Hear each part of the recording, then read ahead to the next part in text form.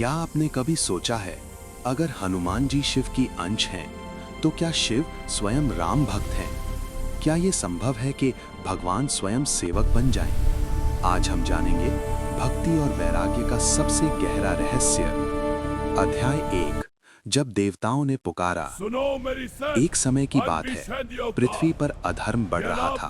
रावण का आतंक चारों दिशाओं में फैल चुका था। देवता भयभीत थे। वे ब्रह्मा और विष्णु के पास पहुंचे। तब निर्णय हुआ, विष्णु राम रूप में अवतार लेंगे।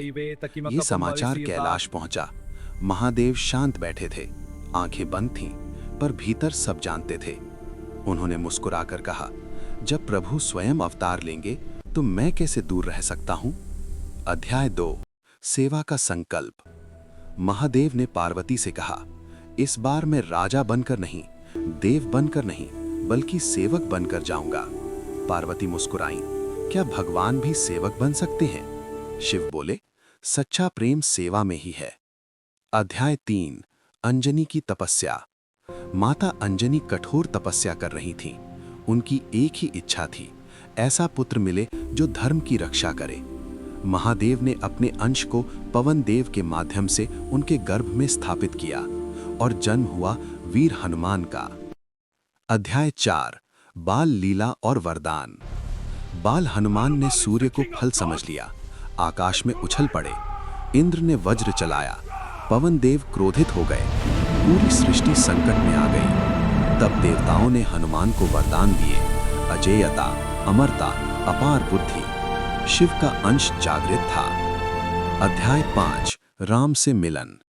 वनवास के समय हनुमान की पहली भेंट राम से हुई। जैसे आत्मा अपने स्रोत को पहचान ले।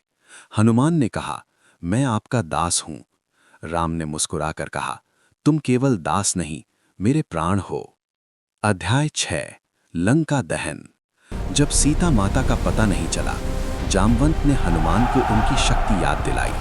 हनुमान विराट हुए, समुद्र पार किया, लंका में प्रवेश किया, रावण को चेतावनी दी और अंत में लंका जला दी। लेकिन वो सब अहंकार में नहीं था, वो सेवा थी। अध्याय 7। सबसे बड़ा रहस्य। एक बार राम कथा हो रही थी। हनुमान चुपचाप पीछे बैठे थे। उसी समय शिव भी ध्यान में थे। पार्वती ने पूछा, आप राम नाम क्यों जपते हैं? शिव ने उत्तर दिया, राम नाम ही ब्रह्म है। तभी समझ आता है, हनुमान भक्ति है, शिव वैराग्य।